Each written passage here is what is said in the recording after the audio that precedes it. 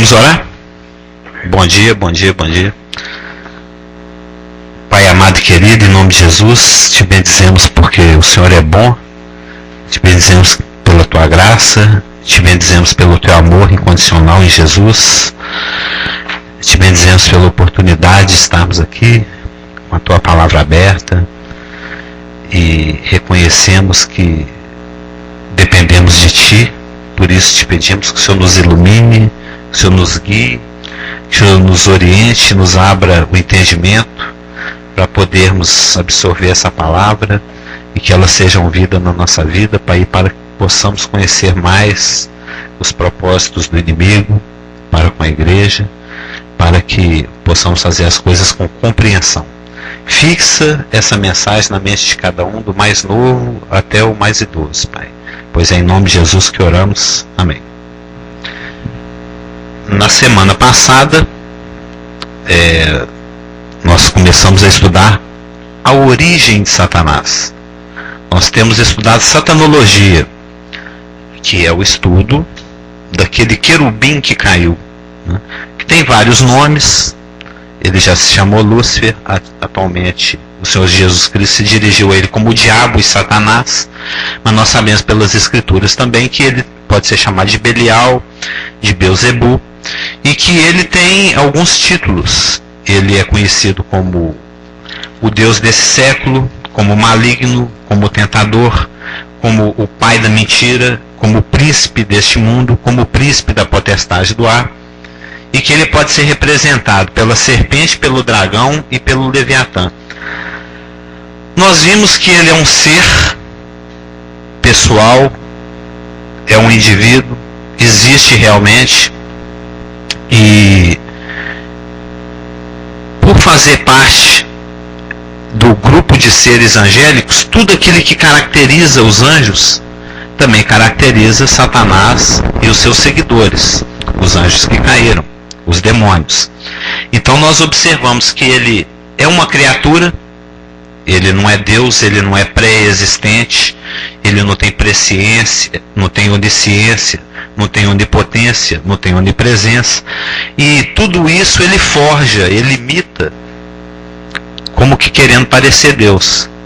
Ele tem um número muito grande, uma hoste incontável de servos, de demônios, de anjos que o servem, para poder simular esses atributos de Deus.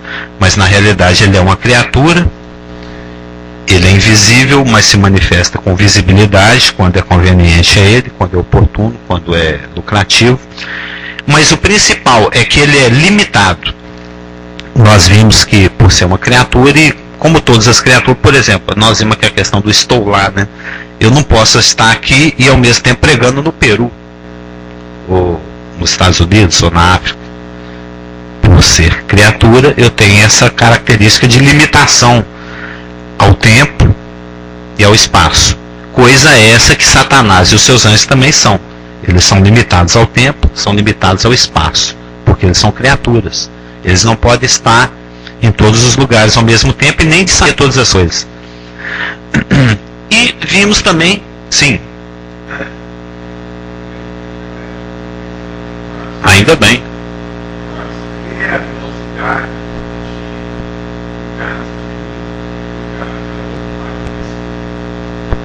é bem mais rápido do que um ser humano. Eu penso que sim, pelo fato de que ele não tem matéria, né?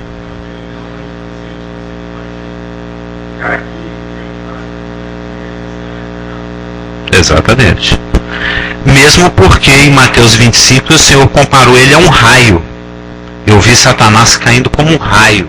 E o raio, todo mundo sabe que é quase 300 mil quilômetros por segundo, o que supõe que seja essa a velocidade dele. Ele é bem provável que ele consiga se locomover a uma velocidade próxima da luz. Ou seja, não chame Satanás para bater aposta de corridinha no corredor da escola, porque senão você vai perder. Ele corre mais rápido.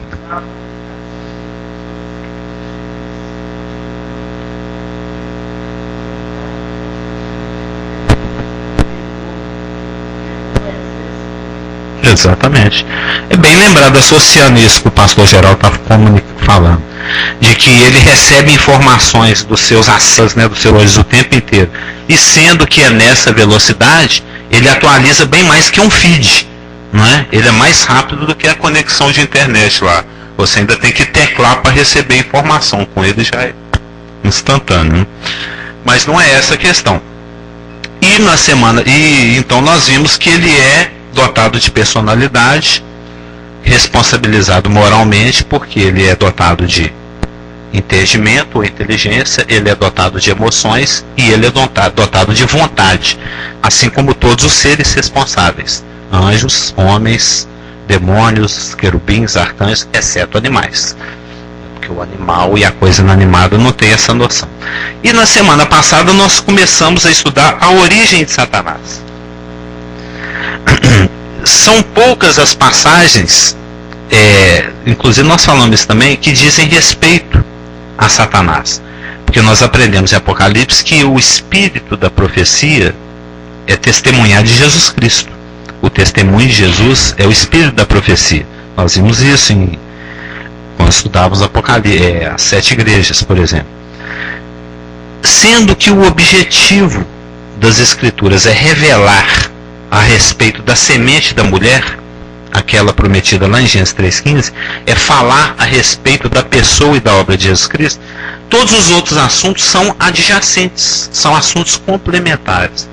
Então, à medida que a revelação a respeito da pessoa e da obra de Jesus Cristo vai se desenvolvendo, e outros assuntos são tangidos esbarra-se em outros assuntos, revela-se alguma coisa a respeito desses outros assuntos. Anjos, o homem, o pecado, o céu, as coisas do porvir, as últimas coisas, Satanás, seus anjos, seus demônios. Porém, a revelação a respeito desses assuntos não é completa.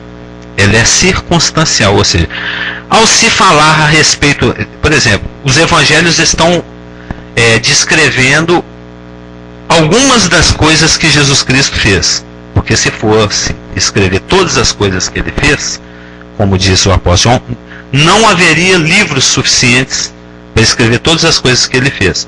Porém, das coisas que ele fez e das quais se tem um registro, nós encontramos nos evangelhos, Mateus, Marcos, Lucas e João. E não tem como contar a história de Jesus sem também falar um pouco de Satanás. Porque ele tentou Jesus no deserto, ele tentou mover a multidão para apedrejar Jesus, ele entrou em Judas para trair ele. Então Satanás participa da história de Jesus Cristo. No que se fala a respeito de Jesus Cristo, fala-se também de Satanás, fala-se também da igreja, fala-se também de Israel. Então esses assuntos eles são adjacentes, complementares, circunstanciais. Nós não temos toda a revelação a respeito desse assunto. E em se tratando do assunto de Satanás, menos ainda se fala. Fala-se alguma coisa a respeito da sua origem. E esse alguma coisa que nós temos se encontra em Ezequiel 28, que nós já começamos a ver na semana passada, vamos dar continuidade. Existe um texto complementar de Ezequiel 28 que está em Isaías 14. Texto esse que nós vamos ver apenas na semana que vem, porque Isaías já fala somente da queda. Ezequiel 28, esses dois textos são muito importantes. Os irmãos já podem começar a se familiarizar com eles. Isaías 14, Ezequiel 28. Ezequiel 28 fala da origem. Como é que surgiu Satanás? Lembra que nós falamos? Que ele abriu o olhinho dele lá, ele viu que ele estava cercado de resplendor, que tudo de bom tinha sido feito para ele, e Deus ainda pega ele pela mãozinha, né, tira aquele Lúcifer recém-nascido do berço de luz, né, e leva para diante de todas as hostes criadas e fala: ó, gente, esse aqui é o seu chefe, ele é que manda aqui agora. Então ele foi criado em circunstâncias muito especiais, conforme nós estamos já vendo em Ezequiel 28. A partir do versículo 15, Ezequiel 28, de 11 a 19, que nós vamos reler porque é muito importante. A partir do versículo 15, se acha iniquidade nele. Então é o momento em que ele cai. É o momento em que surge o pecado no universo. Essa passagem de Ezequiel 28, de 15 a 19, tem um complemento em Isaías 14. Porque Ezequiel mostra a ação de Satanás. Por que ele caiu? Né? Como foi o processo de rebelião dele? Enquanto que Isaías 14 conta sobre o íntimo de Satanás, o que estava acontecendo lá dentro do espírito, da alma, o que estava, acho que não tem alma, né? O que estava acontecendo dentro do ser Lúcifer. O que motivou Lúcifer a querer se rebelar? Isso está em 14, Isaías 14. E aqui em Ezequiel 28 nós temos o processo. Como é que ele se rebelou? O que ele fez para se rebelar? Vamos reler o texto? Ezequiel 28, de 11 a 19. Quem não achou, diz amém. Quem não achou o texto. Assim diz a palavra do Senhor em Ezequiel 28.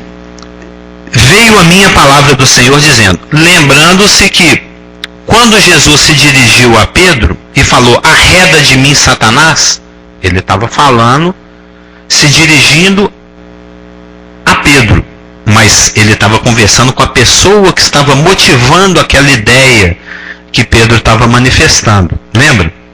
Ele não estava falando pessoalmente com Satanás, ele estava falando com Pedro. Quando Pedro falou, não, mestre, de maneira nenhuma, faça contigo mesmo, não vai para a cruz, não. Se ame, né? Se preserve. Jesus falou, arreda de mim, Satanás. Assim como que atrás da pessoa Pedro existia um espírito dando motivo para aquelas ideias, atrás, porque essa passagem de Ezequiel 28, ela é dirigida ao príncipe e ao rei de Tiro. Mas atrás desses poderosos homens, porque Tiro na época era a nação mais poderosa, era quem tinha mais, e poder está ligado a dinheiro, é quem tinha mais dinheiro na época. Eles eram os fenícios. Já ouviram falar? A gente falou dos fenícios lá no estudo de bibliologia. Os fenícios eram um povo extremamente mercantil. Eles eram navegadores. Eles inclusive inventaram a escrita para poder ter registros, né, de caixa, de entrada e saída de mercadoria, volume de negócios, dinheiro. Eles inventaram a contabilidade, eles inventaram a escrita, inventaram o alfabeto. Os fenícios. Os fenícios eram aquele povo que morava ao norte de Israel. Atualmente lá é a Síria e o Líbano. Atualmente. Na época, eles não tinham muito essa ideia de nação, os fenícios. Por serem mais nômades, né? Na realidade, eles eram, como é que fala quem anda de navio? Navegadores. Eles saíam com os navios para o mundo inteiro, inclusive na América do Sul. Já é provado que encontraram cocaína, por exemplo, nas múmias egípcias. Cocaína que os fenícios buscavam aqui na América. Então eles faziam comércio com o planeta inteirinho. Isso dava para eles muito dinheiro. Eles eram muito... eles tinham muito dinheiro, eles tinham uma frota de navios, eles eram inteligentes, eles eram mercantis, eles eram negociadores. E eles tinham, eles eram um povo mais de andar, porém eles tinham uma sede, né? Eles tinham portos, onde eles guardavam o volume de mercadoria, onde eles faziam negócio. Os dois principais portos deles eram Tiro e Sidom. Tiro, das duas, era a mais poderosa. Tiro, eu estava até falando, é como se fosse a Nova York da época. Ela tinha uma parte que ficava na costa, e também tinha uma parte que ficava na ilha. Era a Manhattan deles, né? A Manhattan, que a gente escreve Manhattan, né? E era uma cidade inexpugnável.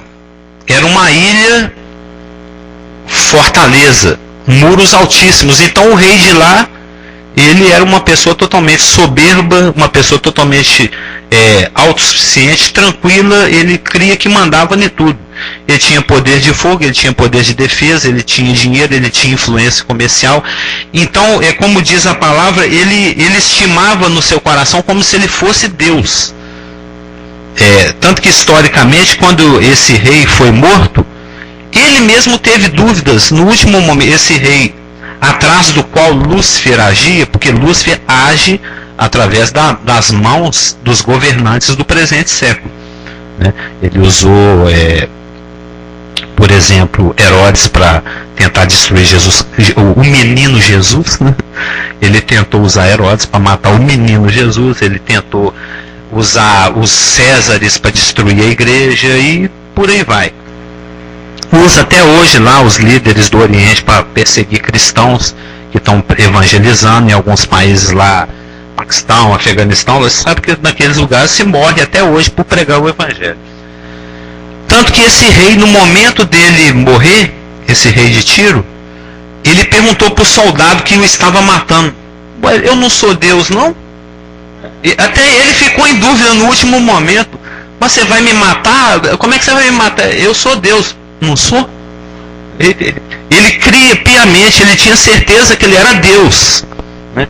Tanto que na passagem de Ezequiel 28, de 1 a 10, o príncipe de Tiro é um tipo do anticristo, o anticristo tribulacional, lá de Apocalipse.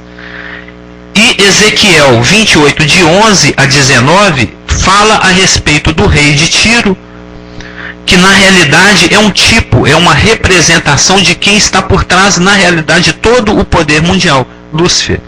Então, ainda que Ezequiel 28, de 1 a 10, fale do príncipe de Tiro, e Ezequiel 28, de 11 a 19, fale do rei de Tiro, na realidade, a passagem aqui está falando do anticristo e de quem infla o anticristo, que é Lúcifer, que é Satanás.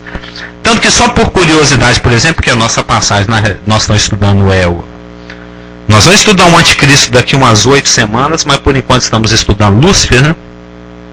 Mas só para os irmãos, por exemplo, terem um flash de entendimento. Em Ezequiel 28, 2, o profeta está se dirigindo ao príncipe de Tiro e fala o seguinte, Ezequiel 28, 2: ainda que estimas o teu coração como se fora o coração de Deus. O príncipe de Tiro, que representa o anticristo, ele tem certeza no coração dele que ele é Deus. Ele tem essa convicção. Os Césares tinham essa convicção. Nero, Domiciano, eles tinham certeza que eles eram Deus. Porque o planeta, o mundo inteiro os adorava como se eles fossem Deus. E eles tinham tanto poder que eles matavam quem eles quisessem. Eles faziam o que queriam. É só assistir os filmes que tem por aí, né? Calígula, aquelas coisas horrorosas. Mas, por exemplo, em Ezequiel 28, 2, o príncipe de Tiro, representando o anticristo, ele, no seu coração, ele estima como se fora o coração de Deus.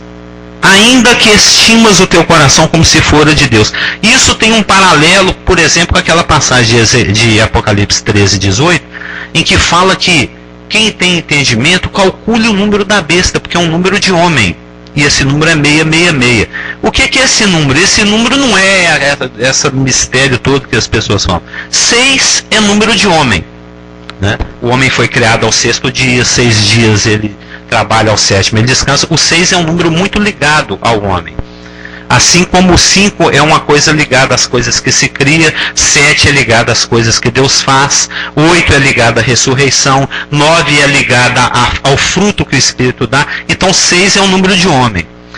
O homem, ele vai se esforçar ao máximo, ele vai dar tudo de si, ele vai pôr toda a lenha que ele tem dentro da caldeira do trem, para ver o mais rápido que esse trem consegue ir. E nós sabemos que 3 é o número da divindade. 3 é a Trindade, é o número do esforço divino. Então o 3 está ligado a Deus e Deus agindo. Então quando fala que o número do homem é 666, significa que o homem está dando tudo de si para tentar ser Deus. É o homem, número 6, fazendo toda a força possível, com a força do pai Satanás, do filho anticristo e do maldito espírito que não é santo, que é o espírito do falso profeta. É a trindade satânica se esforçando ao máximo para tentar ser o que Deus é. É 3 número 6 tentando ser um número 3. Então ele está estimando o seu coração como se fosse Deus. É Satanás tentando ser Deus, mas nunca vai ser e não é.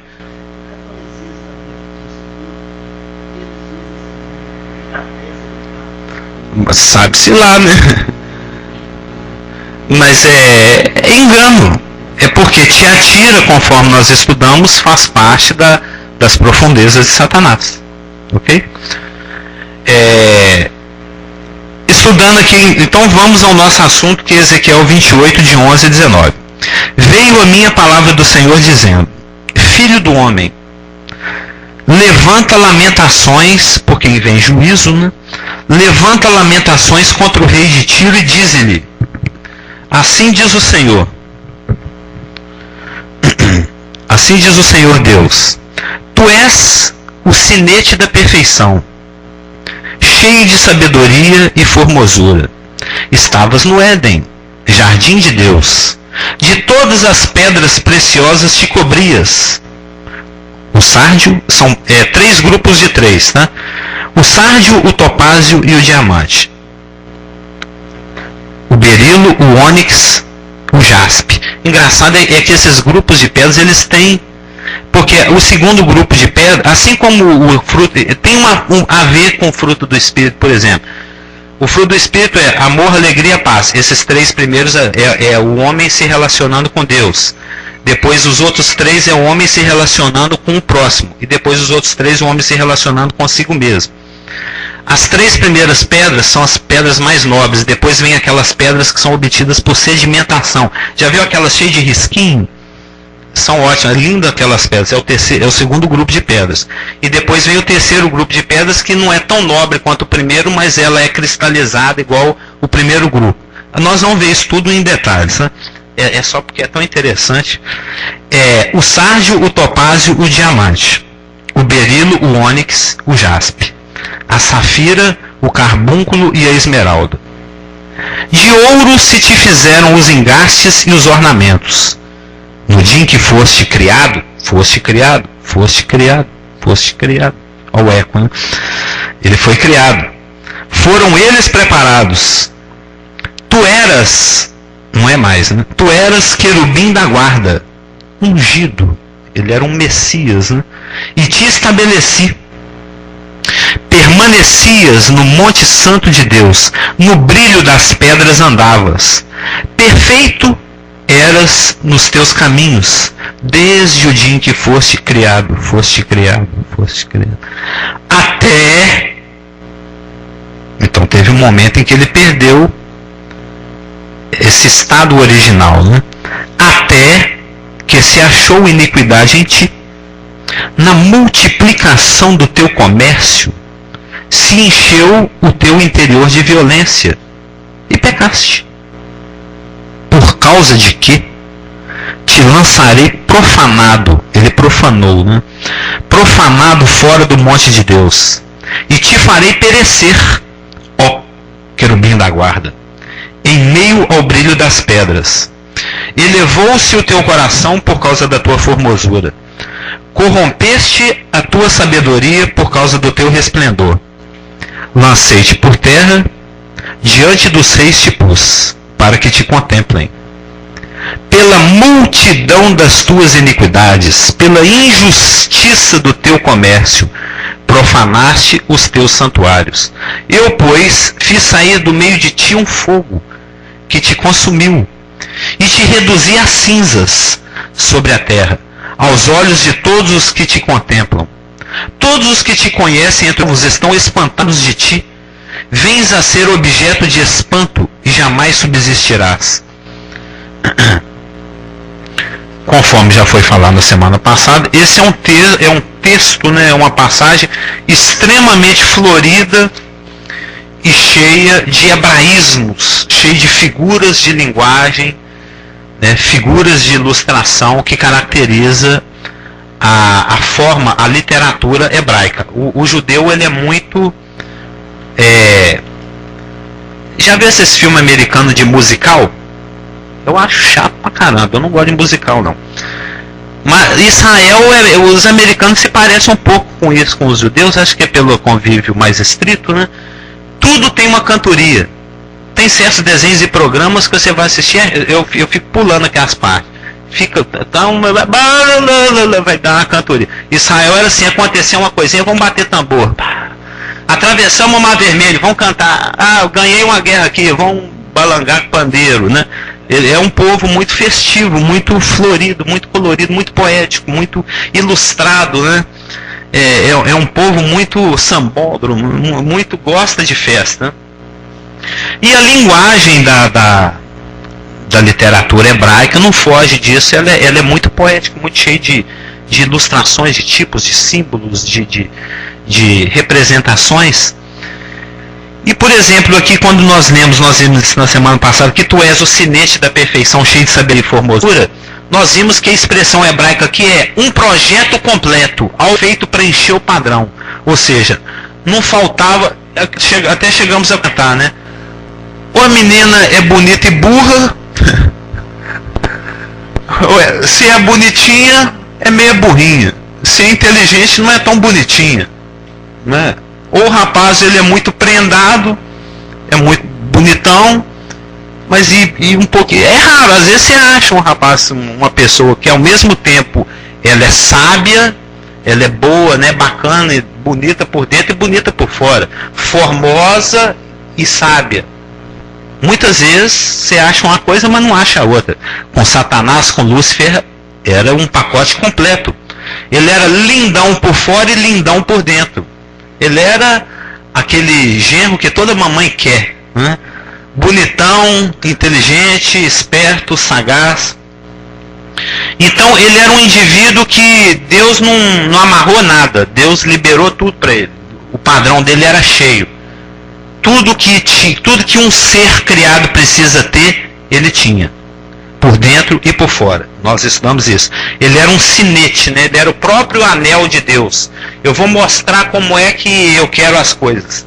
Lembra que nós falamos a respeito do sinete? Aquele anel que o rei carrega, que quando ele sela, ninguém pode desselar. Quando ele fala, ninguém pode desfalar. Quando ele faz, ninguém pode desfazer, né? Pela descrição das roupas dele, das pedras com as quais ele se cobria e sobre as quais ele andava, nós observamos que ele vivia num estado de glória, que a glória que foi concedida a ele era muita. Era tanta que ele se parecia com um brilhante. O nome Lúcifer, a palavra Lúcifer, que é uma transliteração latina da palavra Elel, de onde vem aleluia, né? Fica shinar, né? Brilhar, ser brilhante, emitir brilho. E ele era lapidado, tão completo, tão bonito, tão bem feito, que ele revelava, ele ria a glória divina. Mesmo porque nós vimos pelo texto que o ministério dele estava intimamente ligado à pessoa e à obra do Pai, de Deus, do Todo-Poderoso. Estavas no monte de Deus, no brilho, tudo sempre conectando com a pessoa de Deus.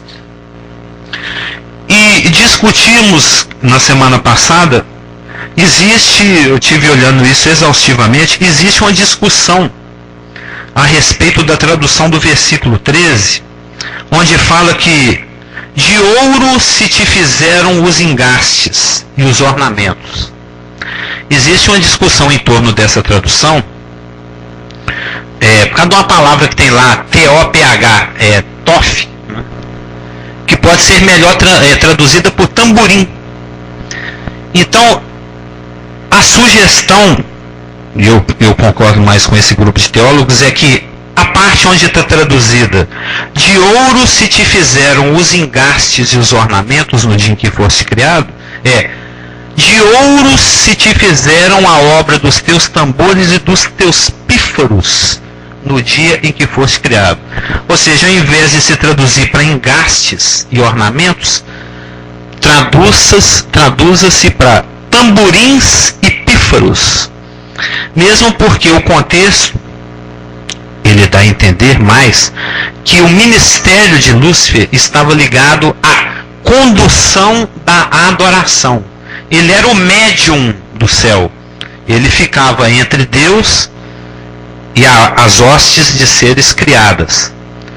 Como esse Deus é digno de louvor e adoração, ele conduzia toda a criação, as hostes de seres criados a adorar o Deus Todo-Poderoso. E lógico que essa adoração não era feita em silêncio. Supõe-se que exista muito barulho no céu. Eram os instrumentos. Primeiro, eles foram criados para ele, para festejar a criação dele. Eu até comentei, já viu quando tem aquele monte de pessoas idosas, já aposentadas, aqueles senhores que ficam na porta do supermercado manda brasa?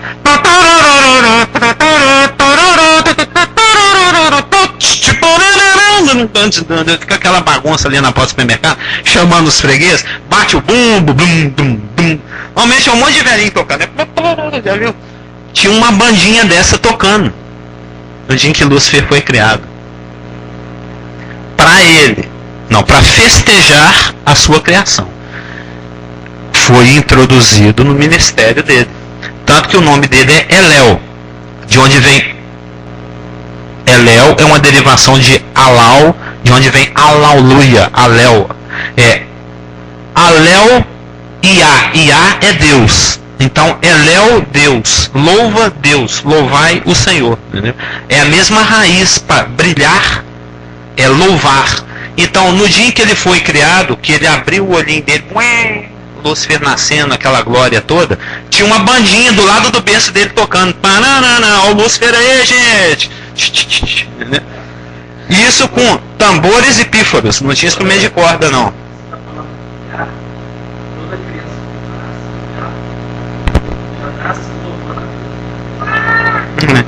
Principalmente a criança alemã, né?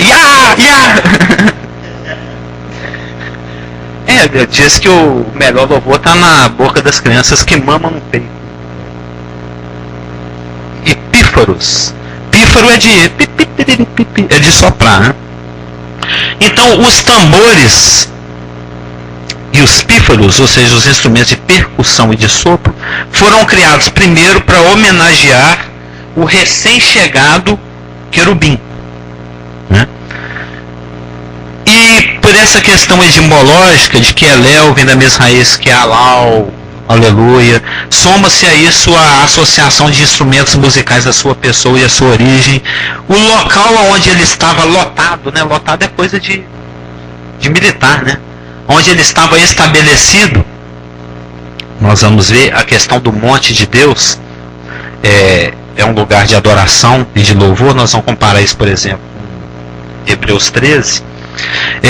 O nome, os instrumentos, o lugar onde ele está lotado, a insistência com que a pessoa e o ministério de Lúcifer aparecem associados a Deus nesse texto, indicam que ele tinha um local fixo para exercer o seu ministério, permanecias no monte de Deus. Então ele tinha, assim como o sumo sacerdote, que ele era o sumo sacerdote. Isso foi falado pelo pastor alguns domingos atrás, numa pregação que você usou aquele tabernáculo. Cada um tinha o seu posto de serviço. Os sacerdotes ministravam do lado de fora. Lembra que o Levi, a tribo de Levi era composta por 3 grandes famílias: Coate, Merari e um outro aí que eu não estou me lembrando. Coate, Merari e tem um terceiro filho do Arão aí. E cada um tinha o seu serviço. Uns lavavam, outros limpavam, outros punham para queimar, não era? Tinha uma divisão de tarefas. Isso está lá em Levítico, que é o manual do sacerdote. Nós estudamos esses dias isso na Gararu, lembra? Esses dias mesmo, agora em 1990, nós estudamos lá na Gararu o manual do sacerdote, o livro de Levítico. Então Lúcifer, como sumo sacerdote, assim como o sumo sacerdote só ministrava dentro do santo dos santos, a função dele era ali, era derramar o sangue na tampa do propiciatório, né? No propiciatório propriamente dito, lá no dia do Yom Kippur, no dia da expiação dos pecados de Israel. Lúcifer também tinha um lugar específico para ministrar, né? Como é que eu coloquei aqui? Um local fixo para o exercício do seu ministério, e um ministério específico, um ministério de reflexão da glória e condução do louvor, acompanhado de instrumentalizações. E esse ministério, então, obviamente, está ligado ao louvor e à adoração do Altíssimo Criador. Vamos tributar a Ele o louvor que Ele merece. Primeiro, porque ele é poderoso. Segundo, porque ele nos criou. E antes de tudo, até é porque ele é digno, porque ele é Deus. Verso 14. Tu eras querubim da guarda. Nós vimos isso quando nós estávamos olhando o fato dele ser criatura invisível, limitada, etc. É que existem várias ordens angelicais. Existe a ordem inferior, que são os anjos. Os anjos são... se eu pudesse colocar um uniforme no anjo, eu colocaria um uniforme amarelo e um bonezinho. Porque ele é como se fosse um carteiro. Anjo pode se traduzir literalmente por carteiro. Porque ele é um mensageiro, ele é um leve-trás, ele é o office boy do céu. Né? E você sabe que numa firma o office boy não é lá assim grandes coisas, né? Não é o maior dentro de uma empresa, né? Então existe um número muito grande de anjos. Possivelmente as escrituras dão a entender que é o número de criaturas, o número de seres criados mais numeroso que existe é o de anjos. Deve existir mais anjo do que homem, mais anjo do que querubim, mais anjo do que arcanjo. O que mais tem nesse universo é anjo. Tanto é que os anjos são comparados às estrelas. Tem estrela pra caramba. Eu nunca contei não, mas é um número razoável. Então, tantas quantas são as estrelas, tantas quantas são o número de hostes angélicas, e tantas quantas são o número de seres que participam da descendência espiritual de Abraão, que já é outro assunto. Acima dos anjos tem o capataz dos anjos, porque sabe que a peãozada não pode ficar solta. Se você deixar a peãozada à vontade, eles aprontam. Então, para cada grupo de anjos existe um arcanjo. As escrituras dão a entender que existe mais de um arcanjo. Porém, só um ser é chamado especificamente pelo nome de arcanjo, que é Miguel. E Miguel é o anjo arco, é o anjo principal, é o arcanjo, é o anjo que toma conta de anjo, é o que organiza a anjaiada. E quando precisa de fazer uma função com os anjos, é ele que sai comandando. Porque lá na metade da tribulação, que Satanás, Lúcifer, ele queria colocar o trono dele ao lado do trono de Deus, no lugar do trono de Deus. Mas ele vem caindo. Terceiro céu, segundo céu, atualmente ele tem o seu quartel-general estabelecido nos ares, de acordo com Efésios e outras passagens. Na metade da tribulação, lá para o ano 32, ele vai cair aqui na terra. Ele vai ser jogado aqui na terra. E quem vai jogar Satanás? Quem vai dar descarga em Satanás? Miguel e seus anjos, o arcanjo. Está lá em Apocalipse 12. Então essa classe é a classe intermediária. Tem uma classe ainda acima do arcanjo, que é o serafim. O serafim, já viu quando o presidente vai passar, vai aquele monte de homem de terno, óculos escuros, com aquela coisinha no ouvido? Eles vão abrindo caminho. Tá limpo, pode trazer o presidente aí. Eles são os guarda-costas, né? São os David Costners do céu. São serafins. Serafim é uma palavra que significa ardente, aquele que arde com intensidade. Então eles são os guarda-costas de Deus. Isso tinha um paralelo. Todo grande soberano tinha alguém que ia diante dele. Quando um rei persa, um rei babilônico, um rei sumério, um rei assírio, né, ia às ruas, ele ia ter contato com o povo, iam alguns desses serafins, vamos dizer assim, adiante dele, falam, ó, ajoelha aí que César vai passar, ó, beija o chão aí. Todo mundo se prostra, abre caminho. Hoje em dia tem aquele monte de batedor com moto, vai abrir caminho pro guarda, pro presidente passar. Eram serafins. Quando Deus se apresenta publicamente, quando o trono dele sai lá do céu e vem se movimentando com aquela barulhada, aquela fumaceira, aquele monte de raio para tudo quanto é lado, isso acontece às vezes. Poucas vezes, mas acontece. É citado algumas vezes em Salmos, é descrito em Isaías, é descrito em Ezequiel, vem aquele monte de roda rodando. Quando ele se movimenta, quando tem o Papa móvel, né? Quando Deus móvel vem trazendo Deus, são os serafins que saem abrindo caminho. Abre caminho aí, Deus vai passar. São os serafins. Então eles são os guarda-costas de Deus, aqueles que vão adiante, ajoelha porque César vai passar. É aqueles que ficam conclamando a adoração universal. Adora porque ele é santo, santo, santo. Ele tem que ser 3 vezes adorado, porque 3 vezes ele é santo. Então é uma classe especial de seres angélicos. Já estão um pouco mais acima, né? Temos anjos, arcanjos, serafins. E ainda acima, porque as escrituras dão a entender que eles têm um status maior, estão os querubins, né? O querubim, ele vem de querube, né? Querubim está no plural. Tudo que termina em IM significa que está no plural. E querubim significa presença. Presença. Então, os querubins, normalmente, eles representam, assim como Lúcifer, o principal deles, ele era, né? Eles indicam que Deus está presente, que Deus é soberano, que Deus exerce autoridade, que quem manda é Deus. Sendo que houve um dia, porque nós lemos aqui no texto de Ezequiel 28:14, tu eras querubim da guarda, ungido, e te estabeleci. Além de Lúcifer ter um ministério extremamente, intimamente ligado à pessoa de Deus, dele ter um tete-a-tete, ele estava com Deus muito frequentemente e presentemente. Além do fato dele refletir a glória de Deus, além do fato dele ter um ministério ligado ao louvor e adoração de Deus, além do fato dele permanecer no monte de Deus o tempo inteiro, ainda, mesmo com tantos privilégios, Deus ainda acrescentou mais um privilégio. Teve um dia em que ele, apenas mais um querubim, isso bem próximo do dia da criação dele, Deus o chamou publicamente, diante de todas as criaturas, falou assim: esse aqui é meu escolhido, esse é o meu querubim preferido. Deus tem essa mania, né?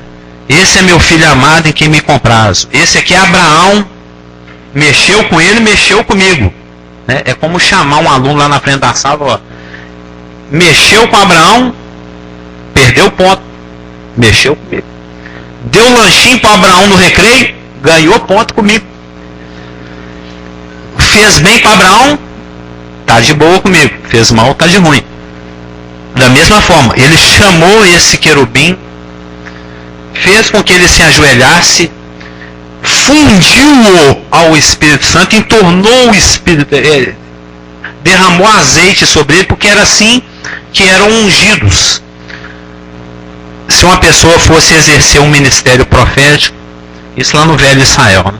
Fosse exercer um ministério sacerdotal, fosse exercer o ministério executivo, né, ou ser rei, era necessário que ele fosse ungido, que fosse derramado azeite, que ele fosse consagrado. O pastor é pela imposição de mãos, o rei era pelo derramamento de azeite. Não tem aquele Salmo 133? Ó, quão bom e agradável aquele monte de azeite escorrendo na sua barba. Fala lá, Salmo 133. Ó, quão bom e agradável é viver unidos dos irmãos, é como óleo escorrendo pela barba. Aquele foi o momento em que Arão foi consagrado ao seu ministério, né? Então, no momento em que Lúcifer foi chamado publicamente diante de todas as hostes criadas, o próprio Deus Altíssimo pessoalmente o falou: eu te escolho como querubim principal. Você, a partir de agora, é o querubim arco, é o querubim mor, é o querubim ungido. Eu te messianio, que a palavra ungir é a mesma palavra que messianizar, tornar Messias. Naquele momento ele era aquele ser que estava sendo escolhido para representar Deus, para ser o Messias de Deus. Então tinha lá aquele monte de anjo office boy, o arcanjo Miguel e provavelmente outros arcanjos, vários serafins com as suas motos estacionadas lá no cantinho do céu, vários querubins, e Deus chama um querubim especial, Lúcifer, faz favor. Aí esse que era apenas um querubim passa por esse processo, né, por essa homenagem pública, e aí ele se torna o querubim principal, o querubim ungido, o querubim escolhido para esse ministério do qual nós estávamos falando aqui. Então isso fez, e ele permaneceu. O ministério dele durou algum tempo, porque fala que permanecias no Monte Santo de Deus, no brilho das pedras andavas. Perfeito eras. Perfeito nós sabemos, já estudamos muito a palavra teleio, né? Perfeito é completo, aquele no qual não falta nada, né? Aquele que tem um padrão completo. Então, essa é a origem de Satanás. Nós vamos ir, eu ainda ia fechar aqui o perfeito eras comparando com Absalão. Se os irmãos quiserem ler, depois lê em casa, pode até anotar, 2 Samuel 14 e 15. 2 Samuel 14 e 15 fala de Absalão. E a história de Absalão tem um paralelo tipológico, um paralelo de similaridade histórica com o processo de queda de Lúcifer. Tanto que os irmãos, se lerem lá em 2 Samuel 14, 25, fala o seguinte, lembra? Perfeito eras em todos os teus caminhos, desde o dia em que foste criado, ou seja, ele caiu. Ele não era lindo, perfeito, completo, teleio? Observa lá em 2 Samuel 14, 25. Não havia, porém, em todo Israel, está falando de Absalão, homem tão celebrado por sua beleza como Absalão. Da planta do pé ao alto da cabeça não havia nele defeito nenhum. Nenhuma unha encravada. Nenhum cabelinho partido. Você vê que a mulher fica arrancando aquelas pontinhas do cabelo, né? Porque fica partido. Nem o cabelo partido, nenhuma unha encravada. O cara era o Tiago Lacerda melhorado, né? Então, isso é um paralelo. O que aconteceu com Absalão, na sua rebelião, é para ilustrar o que é multiplicar o comércio. É o vai e vem. O vai e vem de Lúcifer no céu gerando violência é que tem um paralelo com a história de Absalão. E isso faz parte da queda. E nós vamos ver isso amanhã.